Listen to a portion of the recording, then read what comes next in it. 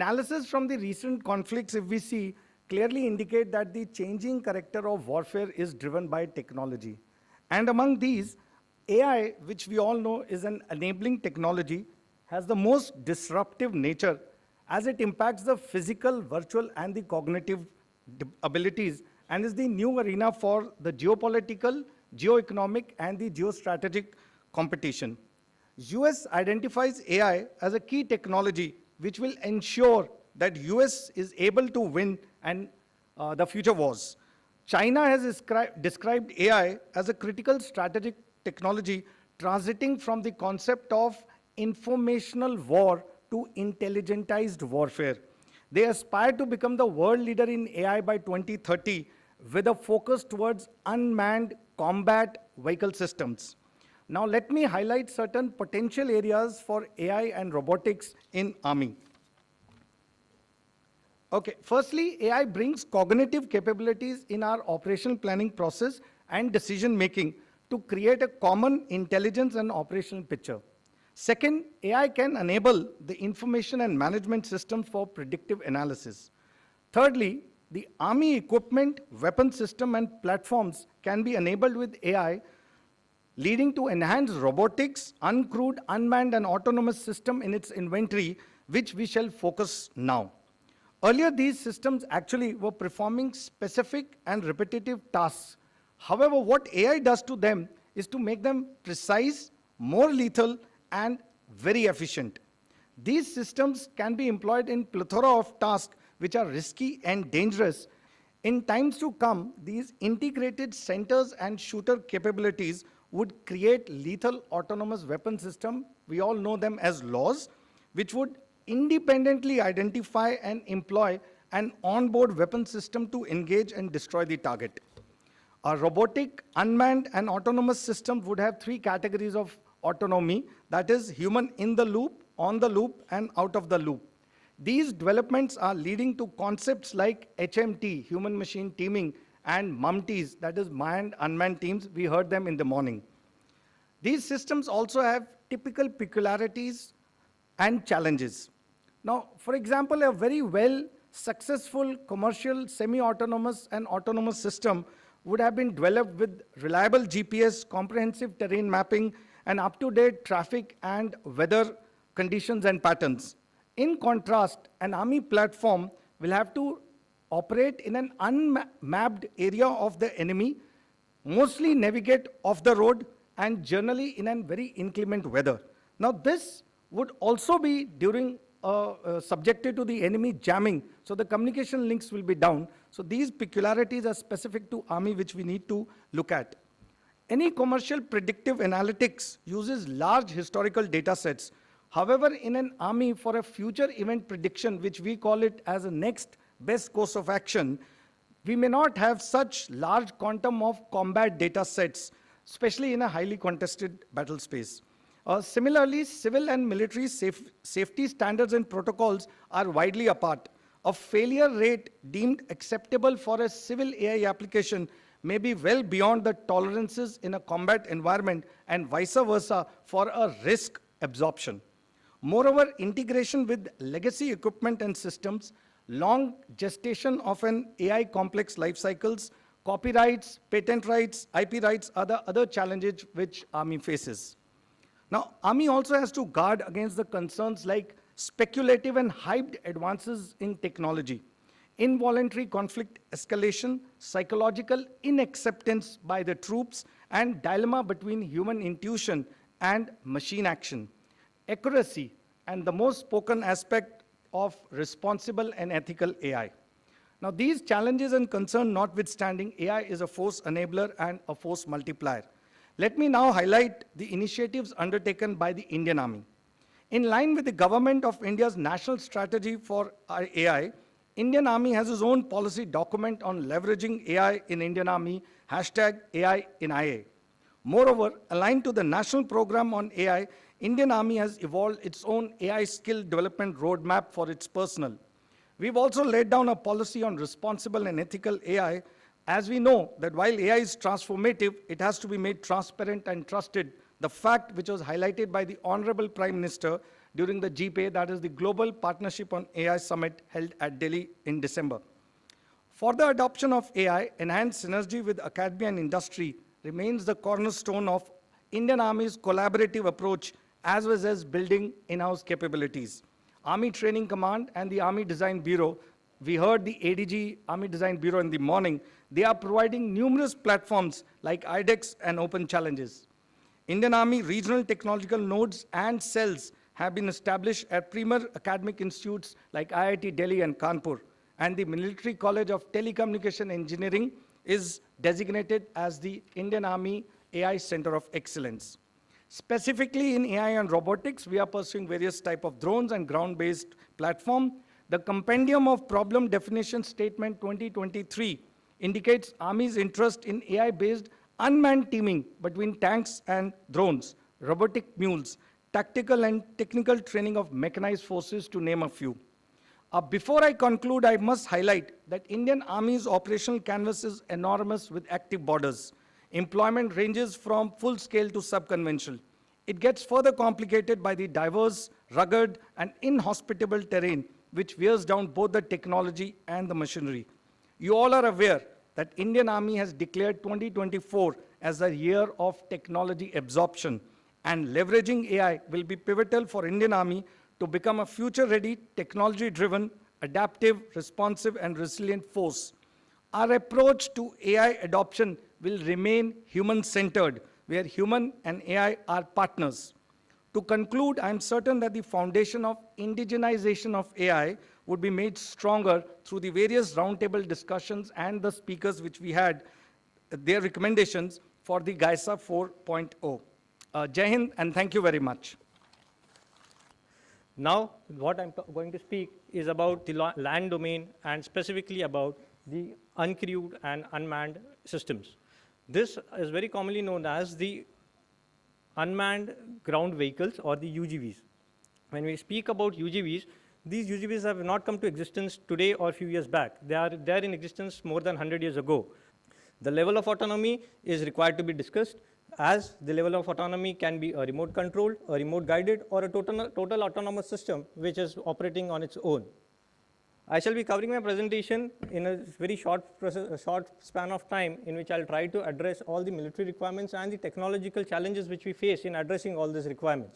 As I said, technology has been existing for over 100 years. In 1904, there was a first small step which was taken place, wherein a UGV was tried to be developed and controlled remotely.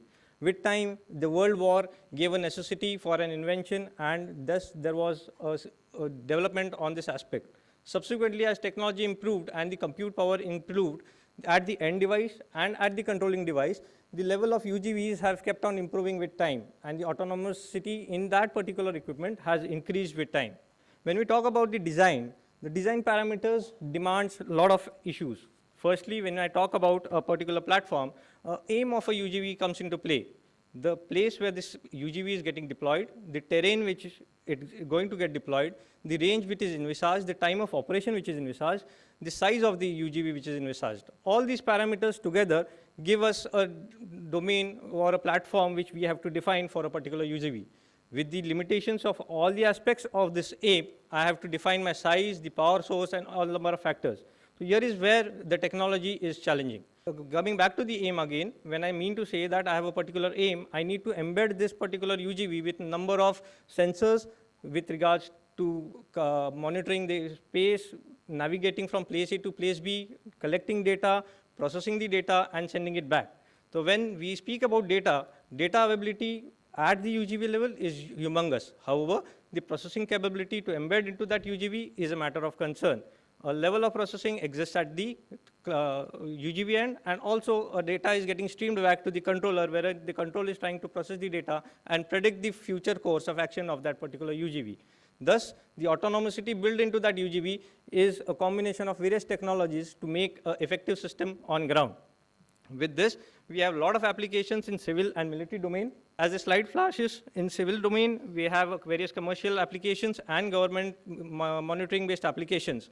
But talking specifically about the military domain, I will give an example of a soldier. When a soldier is moving into an operation, what is required for him is to understand and have a situational awareness about the battlefield which is about to enter. For that, he requires some initial information of the adversary, which is obtained by means of various surveillance and recce methodologies, or uses of these UGVs as escorts or scouts, which is leading the battlefield. This information helps him to gain some pre-operational information, which helps him take a sound, informed decision. When he is in ops, he is required to address various aspects like crossing of a minefield. While negotiating a minefield, a soldier is trained to do so. However, his physical limitations and the ingenuity which has been put by the adversary while laying that minefield can be only addressed with the use of the latest technology. Various sensors, as we mentioned, can detect and map the minefields and also help us to neutralize the minefields or cross the minefields in a particular way. Similarly is the case with the ID detection in especially the CI and CT environment. Moving on to the operational support part, that is the logistics. The logistics support, the medical and casualty evacuation, and such like parameters are of key when an operation is taking place. These factors can excellently be augmented with the existing resources by using these unmanned autonomous vehicles. As I show on the screen, there are few of the UGVs which are existing, and maybe few of the stakeholders would already be sitting with us, like DRDO and CARE are sitting with us. The first one on the left corner is the robotic buddy, which has been developed by the Simulator Development Division at MCME. And as you see visually, it is very easy to appreciate. Every UGV is specific for a particular task. It is addressing the requirements of different terrain by means of tracked or wheeled or legged platforms. Its size and intention of operations are different, and thus all the UGVs are trying to address different areas of the warfare. If we talk about the operational requirements, as of now, two conflicts which are going on between Ukraine, Russia, and Israel and Gaza, we see a lot of usage of UGVs in this place. The unmanned vehicles by Russia are being used for transportation of logistics and medical casualty evacuation, and as is available in open domain. With this, I come on to the overall advantages of the system, wherein UGVs and unmanned vehicles are the force multipliers of the day. They can have the capability to expand the battlefield with reducing risk and casualties to the own soldiers. Embedding AI is going to give us a huge leap into technology and effectiveness in the operations. The scalability and versatility is an inherent characteristic of each and every UGV. As we talk about technological superiority, the processing at the end of the UGV and at the controller's end is a technological challenge and is being addressed as per the technology processes. The multi-domain implementation of this particular technology is widely tested and proved to be good in the operational scenario. With the limitations of this technology, as we see, whenever a software or a hardware is designed and developed, it is done by a team of experts. They do cater for all the possible parameters of that software. However, this makes some things unpredictable which have not been catered. There therefore exists a necessity for overall control in the entire process of autonomous operation. A human in or on the loop is a mandatory requirement which is considered. There may be errors which can be there in the system, which can cumulatively cause multiple issues and also lead to collateral damages, which include the accidental damages in civil areas. These are heavily using the software technologies of artificial intelligence and are prone to hacking and cyber threats, as has already been discussed in previous presentations. Overall, if you see an autonomous nature of these UGVs, there is a challenge with regards to the accountability of accountability of the actions of that UGV taken on ground. As way ahead, as thoughts which we can take forward from this talk is that new technology has forced changes into the operational domain. The operational tactics are getting changed, the strategies are getting changed. However, how better we adopt is the way we are going to succeed. The UGVs, being the game changer, have their inherent tactical advantages and is being proved through various wars and the conflicts which are going on right now. The matter of ethics in AI is a matter of concern which has already been deliberated in detail and is being addressed to various policies in the various national policies and also the policies which are being followed by the Indian Army.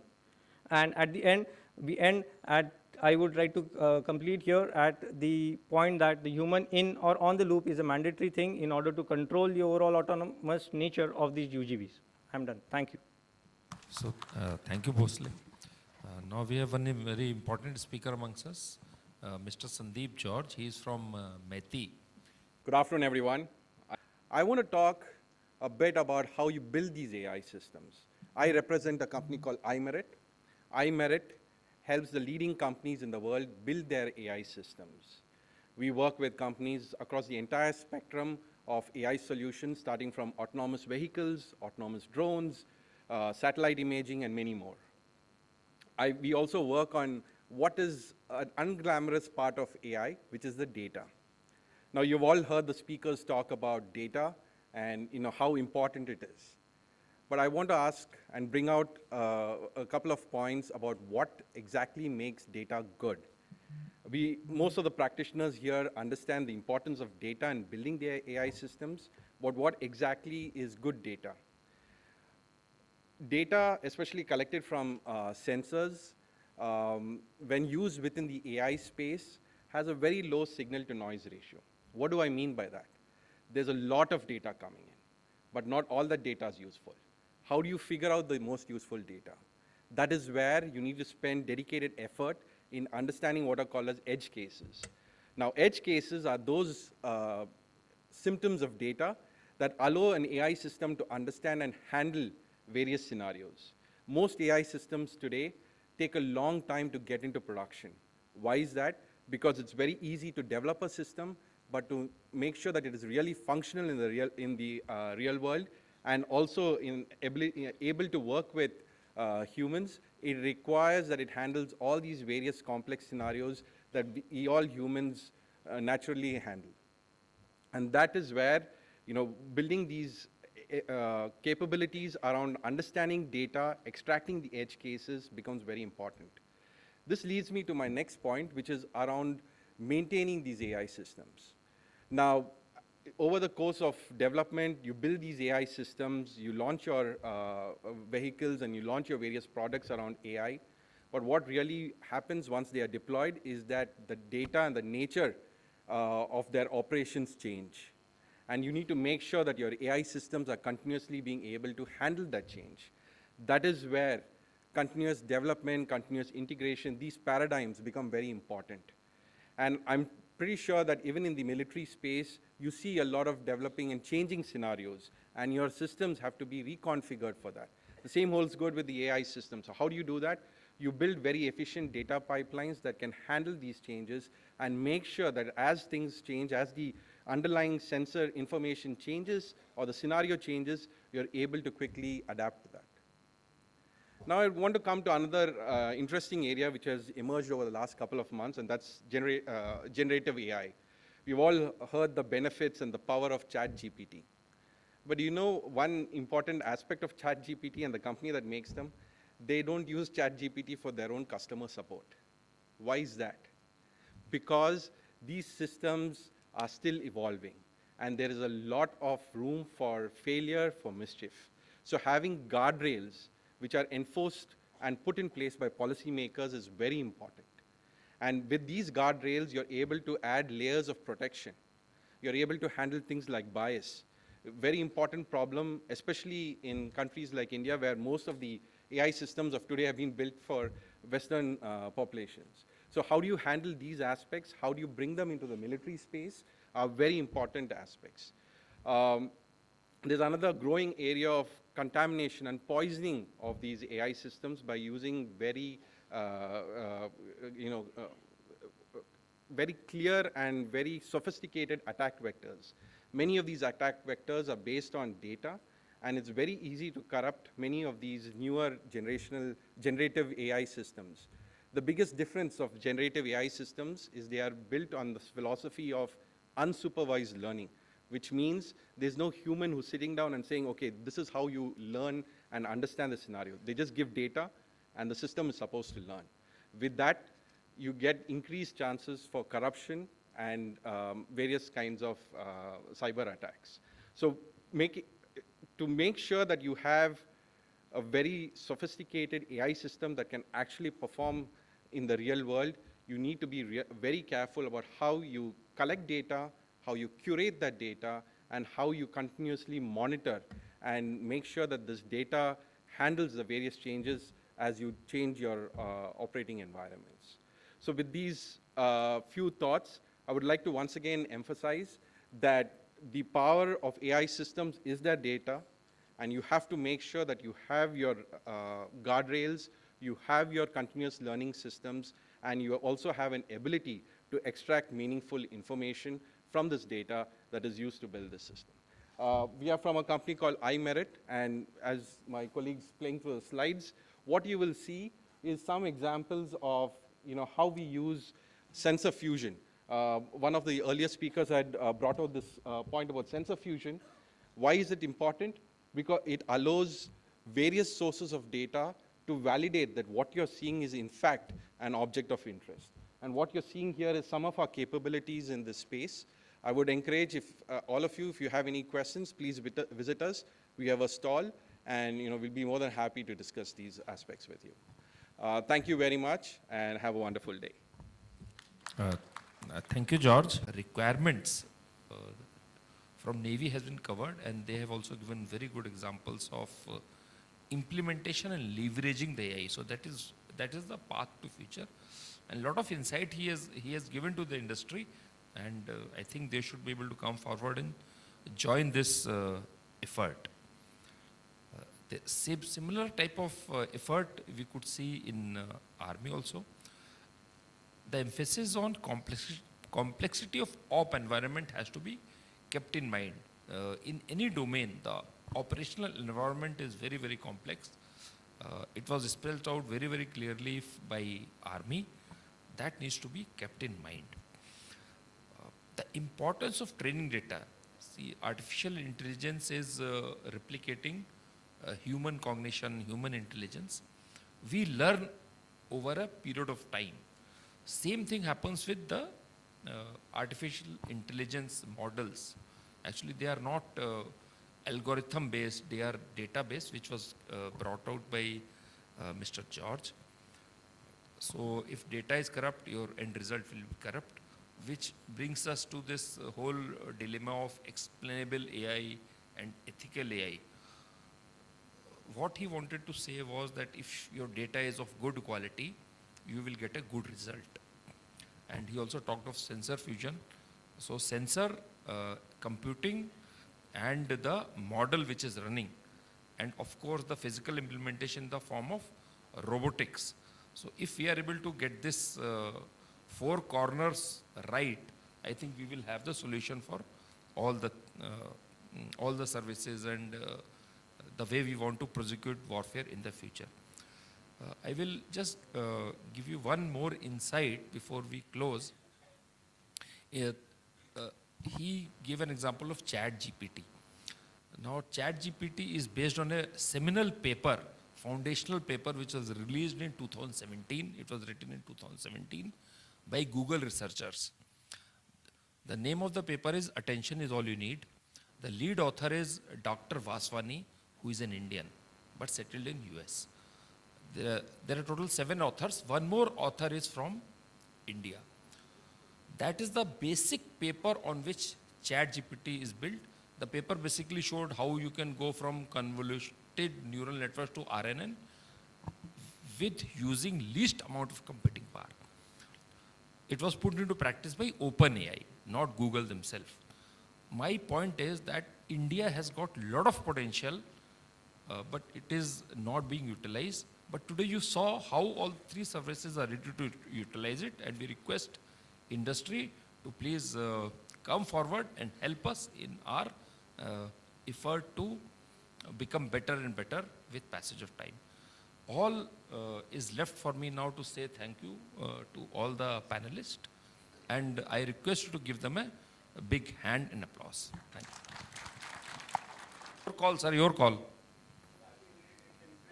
Industry interaction, we have Directorate of Aerospace Design, which is looking after all innovations, make projects, TDF and IDEX. So, and these are available on internet. All IDEX, there is a website for IDEX, there is a website for make project. You can put your,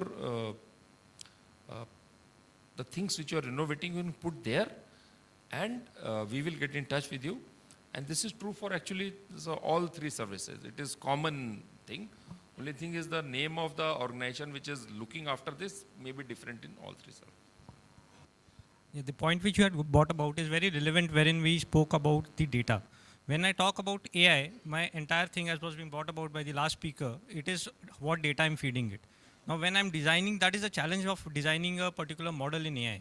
When I have data set which is a vague data set which is related to military and civil, I will not be able to classify with my confidence that it is an army related as target which I need to address.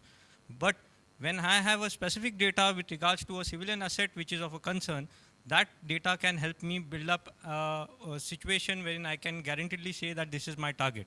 Now, when I spoke about the human in the loop or human on the loop in an autonomous system, if I have an autonomous system with a vague input, it will act and that will cause a collateral damage. That is why we look forward for a human in or human on the loop system wherein a human control still exists, a human governance still exists, a human intelligence still exists over the artificial intelligence to address for this lacuna in the system which exists because of the data quality.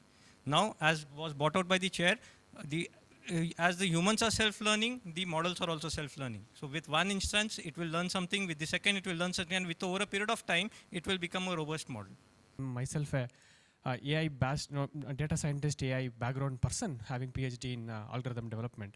But I'm also the CISO for the cybersecurity company. And we face this challenge that he's telling right now, wherein we get people who have done, who at least have claimed to have done machine learning algorithms, but it is out of the syllabus, as he rightly mentioned. And this is what we have been doing in our organization, in our hiring process. We are not looking for people who can do generative AI right now. We are looking for people who are able to learn whatever is thrown at them. So I usually give this as an example to other members of our team who are into hiring process. You want somebody like a heat-seeking missile. Though the target is always changing, AI is always changing, or whatever is latest today will be outdated tomorrow, whether it's generative AI or anything else. But the ability to pursue the change and adapt yourself is a very key important component in students that we look forward to. And even when we are hiring any interns or even employees, this is one key thing. The entire process of hiring is managed in such a way to identify such things. And I just wanted to share my perspective from the question that he asked. Thank you very much, panel. No, thank you very much. It is a real problem. I think in Ministry of Skill Development is looking at it. But I can request St. Joe's to put this in their report and... It's because we have a large population which is actually deriving benefits out of the data which the government through its welfare measures, etc. is rolling out. And we have the public infrastructure in this domain reaching even to the remotest areas. I mentioned in a seminar like this very recently that I went to the southernmost island of India, that is in the Campbell Bay of the Andaman Nicobar group. And it was actually fantastic to see the people there using the UPI in their mobile phones. Now, this is a kind of reach which we have actually had with the digital public infrastructure reaching the remotest portions of our country. So, cybersecurity is an aspect which you need you all to factor in our lives. I would request each one of you to please look at this in a little more criticality. I have, in the armed forces, it has a large number of applications, and we have this new word of artificial intelligence. Now, it is a domain which is full of opportunities, so also challenges. I'm sure you're all aware of the generative AI and the impact of it. If you listen to the UN Secretary General who spoke at the World Economic Forum yesterday, he mentioned about the AI and the impact of it on humankind, the negative impact, the fallout of it on humankind. So it's an aspect which we need to all factor in. Now, what you see, what you hear, what you speak on social media, on platforms is something which can be manipulated today because they are all prone to vulnerabilities. The armed forces more so because they have the necessity to ensure security of information which they pass on multiple channels. Now, our efforts towards enhancing the cybersecurity standards in the armed forces rests on multiple agencies, one of which is our DRDO, which is a developing agency, and the production agencies, which are public sector undertakings, the defense public sector undertakings. We also have a large ecosystem of industry partners, very many of you are present here. Now, you need to actively contribute to helping us in improving the cybersecurity standards of the armed forces. You have tools which are there, you have small little softwares which are there, which can assist each one of us. Now, I just did a little, okay, I'll leave the floor to the respective panelists to speak to you. I have time till 3:15, sir? Okay, so I'll give the speakers, the three of them here, about 10 minutes each. You have presentations, okay, so I'll give you 10 minutes each, okay, to rush through your presentations, and we'll have a discussion post that, also question answers, and that's how we will steer this presentation. I request Manish, who's the first one? Okay. He's from the Defense Cyber Agency, an agency which is in a tri-services organization which has been raised in 2019.